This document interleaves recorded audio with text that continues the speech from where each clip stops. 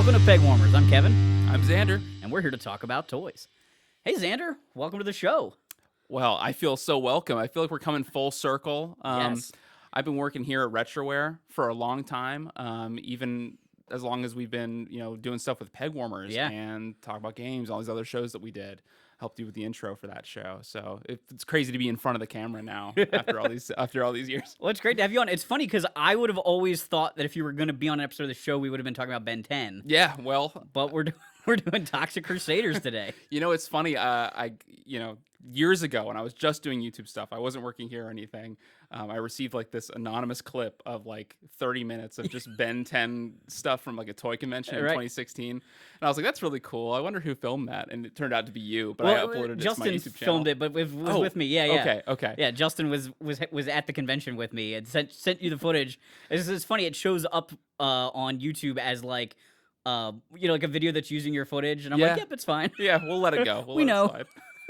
Well, thanks for that. Yeah. It was quite a few views, which was nice. That was a while ago, but yeah, that was cool. We got to see like all the new Ben 10 stuff that was gonna come out the next year. Yeah, the reboot. Yeah, I do. I have a YouTube channel. I talk a lot about Ben 10 and stuff on there. So we're trying a few different things now. Clearly, I'm here talking about Toxic Crusaders with you. So I'm really looking forward to that. So Toxic Crusader is sort of the kid version of a bigger brand. The Toxic Avenger is a trauma film from the early 80s, like 1984, I think.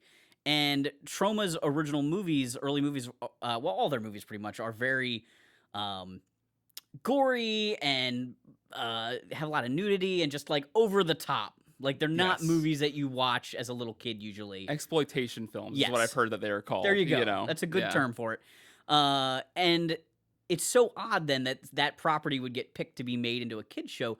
But it seemed to happen a lot in the 80s and early 90s where they would take Rambo and Terminator and then make a cartoon or make a toy line or whatever and sell it to kids. It's so weird how you can just kind of like polish it a little bit and knock off those rough edges, and it's a kid's brand. Right. When we were up in New York visiting Trauma HQ, Lloyd Kaufman was talking a little bit about that. Maybe what they saw in the brand or the movie or whatever. And I think that someone saw that there was like an environmental message behind the movie, and they were like, well, that's really in right now. Let's do that, but with these kids' toys, because that's kind of the thing right now. So really cool. When these came out, these are from 91, I think. Yeah, right? The cartoon and the toys. Yes. So in 1991, Ninja Turtles were out for a couple years and were, lighting store shelves, like sales records everywhere. And a lot of toy companies were then looking for something with a similar vibe. Right. Icky. Yeah, icky and gross and yeah. slime. And then also on top of that, Captain Planet and a couple other toy lines had kind of really started promoting that environmental message. And so here they found both in one. Right. Like we have an environmental thing and a gross out toy. And they got the same people to sculpt the original figures that sculpted the Ninja Turtles. So Playmates made both toy lines. The figures literally look interchangeable. Like if you find just like a bin at a yard sale somewhere, the grandmom that's selling has no idea that like they were two different toys. It's just it's a bunch of Ninja Turtles, right? Yeah, right. Because they have that same design, and it's just a really neat toy line. It only lasted one wave. They designed a ton more stuff. Shame, I've seen that stuff, but it just didn't keep moving. So the Toxic Crusaders cartoon show came out. It lasted one season also, but was several episodes. It's 13. 13 episodes. There was also a Toxic Avenger comic book at the same time. Yes, and Toxic Crusaders comics. Yeah, and then they did Toxic Crusaders. So it's like it was very much brand saturation. Like, let's try and use that formula that's been around since the 80s. Like, He-Man started it, and then G.I. Joe perfected it. We're gonna do a comic, we'll do a cartoon, we'll do the toy line, video games. We're just gonna put it all out there. Yeah, right. And these toys have such really intricate detailing on them. Yeah, the colors are really fun, and I know a lot of them had these like glow in the dark features too. Right. A lot of them had like the ooze functionality. You like push the slime through Nozone's nose, and it would come out and stuff. I would love to see how many containers of the ooze are still remaining and have been untouched, but I don't know. We made some slime for PAX recently. Yes. And so I would love to see if that actually works with the toy. That would be Maybe cool. Not. Yeah, so Ghostbusters, I think, was probably that first toy line. I mean, slime's been around for a long time. Mattel kind of invented slime as a toy, and they marketed it with a lot of different things. They had a board game and other things that slime came with. But then in the 80s, it became a real popular thing to build into toy lines. And Masters of the Universe had a slime pit playset, and then the Ghostbusters came out, and that was a perfect line to tie it in. Then Ninja Turtles, and it became like a thing of like, Right. buy the toys, get the can of slime, and Toxic Crusaders ran with that as well. And slime is still in. I mean, kids still love slime. It's amazing how popular that just keeps going. Right. Like it goes away for a little bit, and then it comes back out with a vengeance. I mean, the slime, make your own slime stuff that the kids are into now, where you get glitter and you pick your coloring and you just put it all together. My niece is making slime all the time. She'll just like randomly show me baggies of slime she's made. It's so tactile and fun to play with, and then when you combine it with toys like this, I think I'm getting throwbacks, and I might have to double check on this, but I thought the only thing I really had slime with was a Mega Bloks Ninja Turtles set, like back in the day, and I'll have to double check and see if there's actually slime that came with that. But that's my experience with slime, so that's one of the limited slime experiences. Yeah, I always had to play with it outside. So if I wanted to like drip the slime through my Ghostbuster firehouse, take it outside of the picnic table, or Muckman from Ninja Turtles, take it outside. You're not playing with the ooze in the house. Right. I remember having to like scratch the dried slime off of the Lego. I mean, the Mega Bloks or whatever. So I remember that being part of the experience. So pretty fun stuff. So on the table here, we have 3 brand new figures from Super 7. And Super 7 is a toy company that kind of knows exactly what adult collectors want. Yeah. Like, it's run by adult collectors for adult collectors. They make very limited run toys. Sometimes they do like vinyl, like Japanese monster type of things. And then they have a couple popular form factors, we'll call it. They have a reaction line where the toys look like vintage Star Wars figures. And then these guys are called Ultimates, where it's like a 6-inch, super articulated, super detailed toy. And we actually have the original Playmates version of each one of the figures here, so you can see that they've scaled them up, added more details. Like, sometimes they've actually fixed paint details. Like, I'm looking at the back of Junkyard right now, and on the back of his shirt, you can see it's like ripped open and the spikes are there, but on the original toy, it just didn't get painted. It's sculpted to be ripped. Right. But, there's a sort of a budget on toys for how many paint apps they put on them, and eventually, if they go over a certain number of paint swipes, they start dropping something, and usually it's on the back because it's less noticeable in the package. But that's an example of where they really go through all the details. Right, and 2 things I want to say. One, you still have an intact tongue for Junkyard, which is I hear very hard to come by. I could imagine that would get stretched and pulled and ripped off. And then 2, like the artwork originally done for these guys. Here, I'll help you stand this guy. They are kind of tough to stand, actually. I have some of them on my desk. The artwork for some of these original toys are so detailed. I mean, it's a shame that some of them really didn't get captured in this original mold, just because there's like so many bones and spots for lots of icky stuff to be sculpted onto them. I think this was like, is that a sleeve still that didn't get painted? You know what I mean? So like just stuff like that is really crazy. So it's really awesome seeing these big versions of the characters. It's really awesome. This guy's just gonna want to like lay down. Oh, there we go. Got it. Hey, you got it. Sweet. So one of the things that Super 7 does to kind of simulate some of the features is they'll give them 2 different heads. So there's one with the tongue out, whereas the original one has sort of like an articulated jaw. Right. Toxie actually comes with multiple heads, which I think is pretty neat. So this head that I have on there with the bandana looks like the original figure, which is interesting because they didn't make him match the cartoon. Right. And I don't know if the toys were already like in production before the cartoon had like nailed down the final look. But he comes with a very cartoon accurate head. Right. And that's the one I still kept on my character. I think I got Toxie at the time. But I wonder if it's just because they wanted the brand recognition. People already knew what the Toxic Avenger looked like. So why would they make a trademarked Toxic Crusader version? He's got that wild looking face. Yeah. And then they also made one that's a little bit more movie accurate. Yeah. It's just a little bit grosser than the cartoon one. They almost look the same, but when you look closer, there's a little bit more detail to that one. So those are the kind of details that Super 7 works in, where they really try and give you all the display options you might want. So if you're a Toxic Avenger fan, you can do that. If you're a Toxic Crusader toy line fan, you can do that. If you're the cartoon fan.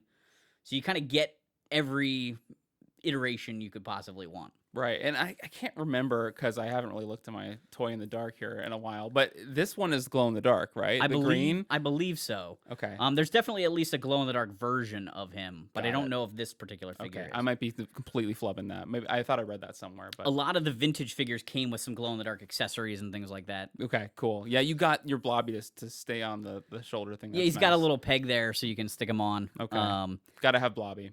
I love that this time around he has a like clip-on hard plastic flag. The original one had a little sticker that you could stick on there and Right, fold over, which always got mangled and looked terrible. I'm sure. But it's nice. Like the mop actually has a different color um, mop head, and Yeah, it's even got like a slime fade to it versus the all orange solid plastic accessory the original came with. it looks really nice. Just really, kind of cleaned up. The Radiation Ranger is one of my favorites. I was actually surprised he comes in a bigger package. So Junkyard and Radiation Ranger come in like a slightly bigger box than Really? Toxie. Okay. They're just take up so much space in the package, and I could see it with Junkyard because Yeah. his head is so far forward. But I guess for the shield and everything else. But this is just a really impressive looking figure for a basic bad guy type, army builder guy. I was watching a review from somebody, I can't remember, but I remember them saying that it looks like they could be the supervillain of the show all Yeah. on their own. Yeah. Yeah, they look fantastic. They look great as little like foot soldiers, if you will. Yeah. Yeah. So it's really exciting that Super 7's been able to put these guys out. They've actually done, I think this is officially like the third wave of Toxic Avenger toys they've released. They originally did a Toxie that was more true to the original show or the original movies. Then I think they did the glow in the dark version, and then this wave was all Toxic Crusader based. Yeah. So I'm hoping we get at least one more wave because I'd really like Dr. Killimov. They might not get Yes. everybody done, but Right. I feel like you need the main baddie Yeah. to really kind of round it out. Yeah, I wonder why they chose Junkyard. You know. I assume they to try and guarantee selling two waves pretty well. You split the main good guy and the main bad guy. So probably No, the next wave will get no hate on my boy Junkyard though. I Right. mean, we love Junkyard, but I was wondering like there's so many characters, right? Yeah, Kill so 'em off would be- here they've got like the lead good guy and like a secondary His good friend. guy, and then a bad guy. So the next wave they'll probably have the lead bad guy and maybe two more good guys, or a lead bad guy and another alternate bad guy. Yeah. Well, I don't know how they'll break it down.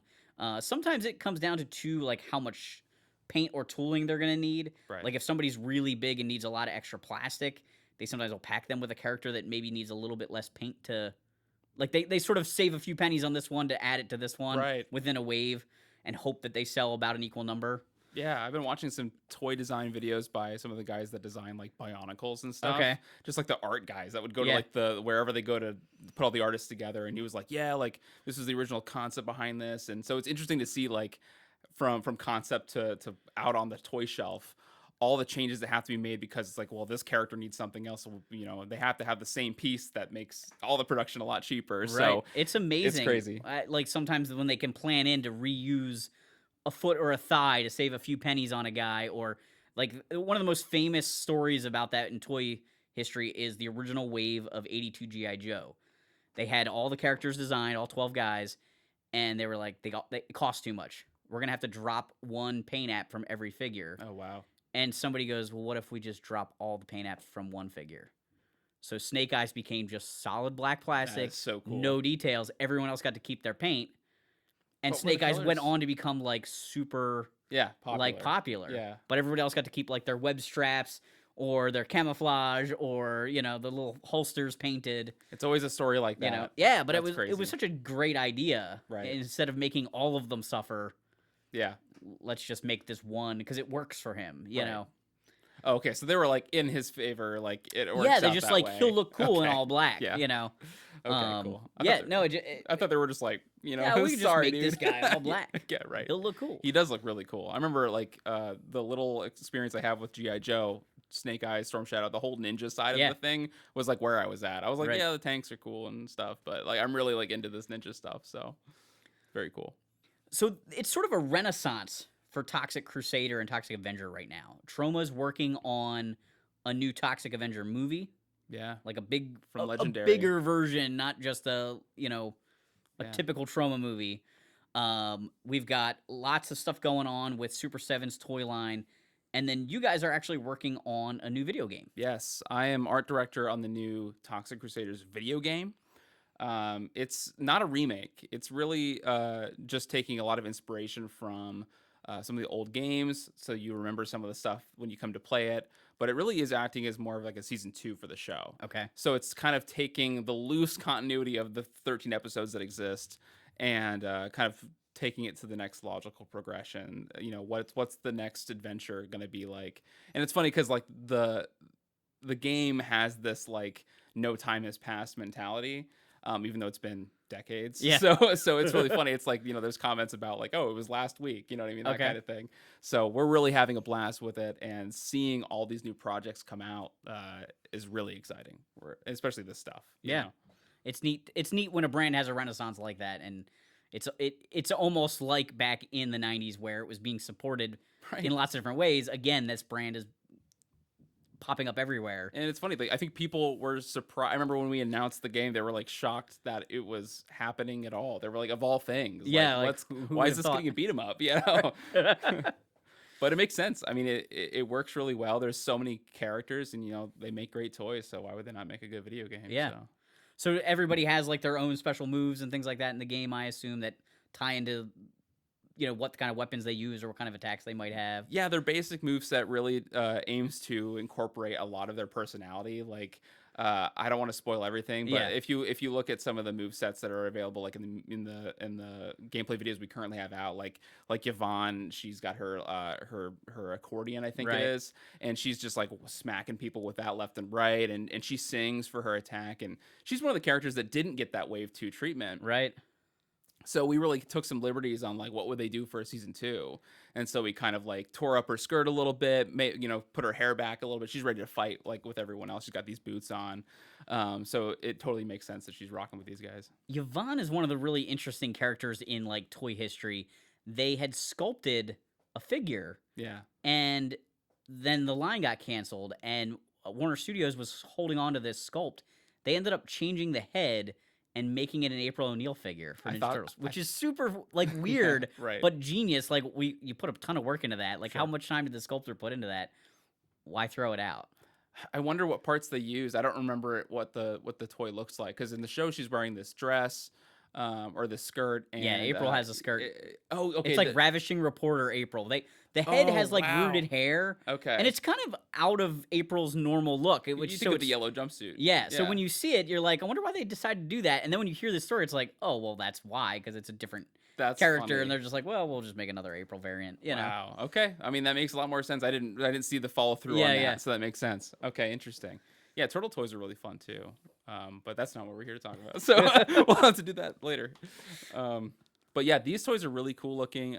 It's really cool seeing them get this full Ultimates treatment, as you said, because it's almost like these are what they were meant to be originally. Yeah, when you look at the original toy and then you look at this, it's almost what you saw as a kid. Right. Like when you're playing with this toy in your mind and with like the size of your hand now, this just feels like that's what I always had. And I know with other toy lines, like at Comic-Con when they first started doing some of the Ultimate style He-Man figures, people that weren't like still toy aficionados would walk by and be like, I had all of those as a kid. I had that one. And they're like, no, you didn't have that one. You had one that looked similar to it, but not that actual one. No one owns that one yet, you know? Right. We're seeing a similar thing with the game where it's like everyone's like, I played that game as a kid, you know, because it just feels like what you played. Right. And that's really like so awesome that like companies like this and, you know, the project we're working on are really aiming to kind of replicate that feeling you had when you played with these toys. Yeah, and it's such a huge nostalgia hit, and it's fun to revisit those properties that you liked as a kid. I mean,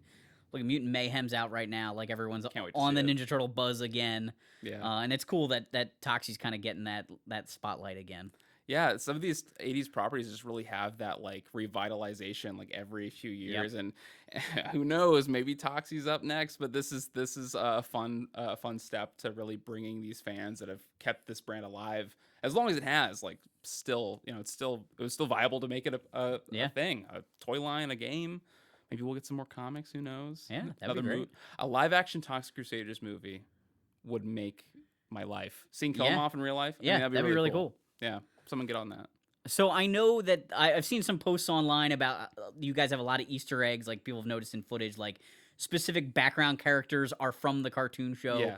How did the cartoon and these toys like influence some of the decisions you guys are making with making the new game? So when I went to kind of get the team started with what we were looking at, it's like, obviously we have concept artists working on, how are these characters going to look in game? What's the scale going to look like? How are they going to move? What are the color palettes we're using? Those were a lot of things we had to figure out early on. So obviously, like, first day, I have like a box of Toxic Crusaders toys sitting in front of me, and I'm like, I think it was maybe from like a toy lot or something. So there was a couple I had to pick out. I'm like, this doesn't fit the brand guidelines of this toy line. So I think it was like a bike or something. Okay. That doesn't match.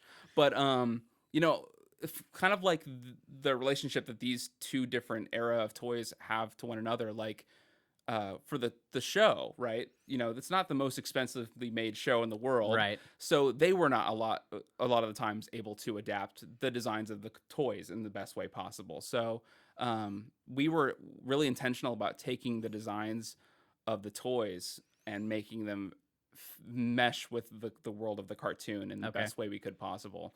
So things like, with Bonehead's bike, with, Killamoff's Smog, I can't remember what it's called, the attack helicopter. Right. We wanted that to look and have the same colors and same feel as the toy did, the amount of detail. But if you look back at some of the animation, it's just like, that's just a really smooth bike. It does not have all the crazy things that the toy had. So we really wanted to make sure that we kept that stuff. Probably for the sake of animation. Yes. And also they may have been working off like early sketches. Sometimes things end up in cartoons and the toy's not like done yet, so the colors change or details change on it. That's totally possible too. It is funny looking at this side by side, and we were talking about animation frames earlier. When you're looking at the animation frames side by side, like, it changes quite a bit, so there's a number of reasons that could happen. But we knew that people coming back to this game, we were talking about the nostalgia, right? People are going to want to feel like they're playing with their toys again, even if they don't have them, and maybe people want to go buy the old ones again. But we really wanted to make that like accessible in this game, so we were excited about that. Are you allowed to talk about the upscale of the cartoon? I don't know as much about that. Okay. But I can talk about it. But that is something you guys are also working on too, which I'm pretty excited about. Yeah. The show itself isn't super accessible in good quality. Right. Yeah. I know that Justin Silverman had to do a lot of tracking down of like the original tapes, what was left of them. Guys, cartoon preservation is not a priority for a lot of people. So some reverse engineering had to be done. I know it was a huge passion project from the people that were working on it. So it's really cool. We actually did a stream during Steam Next Fest where we showed, I think we were just streaming the show. So people were able to go watch it and see what it looked like in that resolution. And it's really cool to see. Given, for all the reference that we were doing when the game was starting, we're watching it on like the tiniest version of available. So we're like, okay, great. We'll see how the game turns out now. Right? But the upscale is so cool. It's very cool. It's a really neat thing. I love that it'll be more widely available and that you can see it better than like an upload onto YouTube from a VHS tape. You see it warts and all. It's great. Cool. I love it. It's prime animation in like the early days of these 80 toy lines. It's great.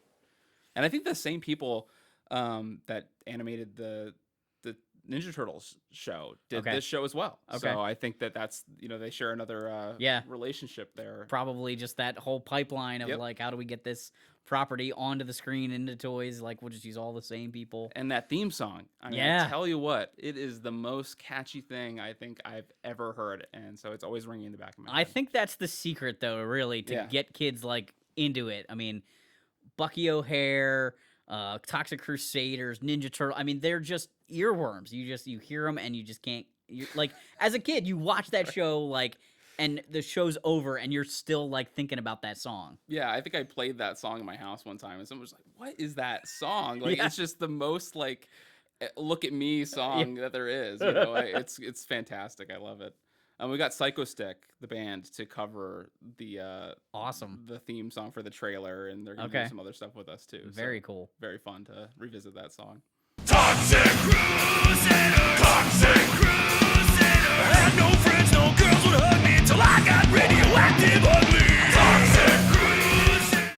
And we're trying to tie a lot of like the other Troma movies into the game as well. We've talked about on our Steam page before, but like I'm thinking about like what I can and can't say, but like the like Poultrygeist, the Sergeant Kabuki Man, all these things we want to like pay a lot of homage to. So like, you know, in talking about these toys, that being the purpose of making them is so you hopefully can sell them. Like we tried to imagine how we would adapt some of these other properties into their cartoon equivalents. And That so makes that's sense. been Yeah. really fun. You know, Toxie in the show looks a lot more friendly and pleasant looking than he does in the movie. So Right. how do you take some of these concepts and make them look really fun and toyetic? Yeah, that makes total sense that you gotta, kind of form factor everything into one aesthetic for it. Yeah. Yeah, so that's part of what I work on was with these guys, these very talented artists, is just you know, guys, let's put our hats on, our 90s hats on, and really just go to town on making these guys look like you want to buy these guys and out of a line like this. Yeah. So. I was actually opening these Ultimate guys the other day, and I was like doing it at the kitchen table, and my wife walked by and she goes, "Those are some bright toys." Yeah. Like, 'cause they're just so eye-catching. Yeah, Like you can't not notice them. The pink and the green really pops, and it's fantastic. It definitely gives you a cool color palette, like you were talking. I mean, like these cutouts they're based on the artwork for the game, like it's fantastic looking. They just look so cool with the really vivid colors, and obviously you can see like they're cleaned up a little bit. There's not as much detail as the toys because it's kind of like we were talking about the cartoon. Even in the video game, like it's got to be a little bit simplified because it's smaller. Like you can't when you downsize it to a character on a screen with multiple characters, you can't have as much detail there, but they capture that essence of the characters. We have UK based comic book artist Steve Gregson that did the artwork here, and he's taken like little liberties with the design of Junkyard and like made the goose splat that you see on his hat like be a J. Okay, so like it's like Junkyard. So the game finds a really sweet spot between the show and the toys, right? And how do you draw these characters consistently through all these frames, and it's really exciting to see them all come together. It looks like the show come to life. We're doing these motion graphic cutscenes, and it looks really awesome with the voice acting and stuff. Yeah, it's cool. It's one of the nice things too with like modern games. Like I remember like Battletoads back in the day would have these cutscenes, but it's like words on the screen and just like sounds, and you're like, oh, the art looks great, but it doesn't have that feeling that like nowadays where you can actually have the characters talking. It just kind of adds a whole nother level to it, makes it so much more engrossing. Yeah, but we got Team 4-Star doing the voice. So that's all I can say about it right now. I can't say who's playing who, but they're doing like their absolute like spot on impressions of all the characters, so it feels like they never left the screen. That's awesome. Yeah, it's a lot of fun. I can't wait for more people to play it and check it out. But this is tiding me over in the process. I opened my Toxie like it was a kid on Christmas, so I was very excited. So do you have any idea like when or where the game is going to be available when that happens? I know that you might not know the exact release date, but like what platforms is this going to be available through and things like that? Yeah, as far as availability of like where the game's going to be, I mean, we're going to want everyone to play this game. So it's definitely going to be like on all the consoles, all the platforms that we can get it on. So stay tuned for information on that. Like we always like try to confirm them as soon as we know that they are going to be there. So if you're following us on Retroware, you'll stay up to date on all that stuff. But release date, we're hoping early next year. Okay, that's our time frame right now. We're not sure when the movie's coming out. Yeah, so I know that makes it really hard. It is, and there's so many outside factors. I mean, Hollywood is like a mess right now, right? And that impacts everything else. Right, there's a lot of moving parts, and making a game like this, is difficult. It's very tough. So we're having a blast doing it, and it's a great challenge. We hope everyone enjoys the fruits of our labors when it all comes together at the end. Yeah. All right. Well, Xander, thanks for coming on the show. Is there anything else you want to throw in there, or I think we hit the main parts of the brand. I hope you guys enjoyed this episode. In the comments down below, let us know if you have any Toxic Crusader memories. I think that was the one thing I missed.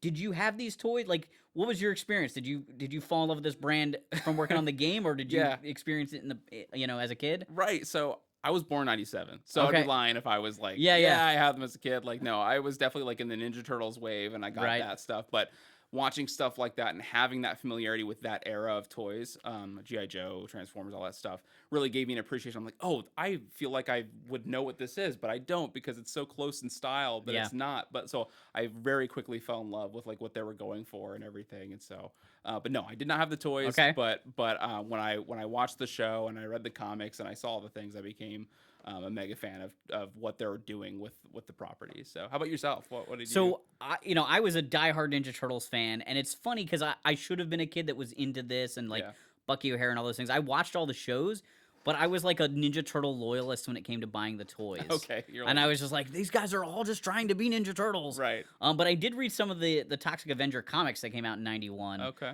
back then, which were like really gross. Like they they did not clean up that art style the way they did the cartoon. Like those are disgusting art panels. Yeah.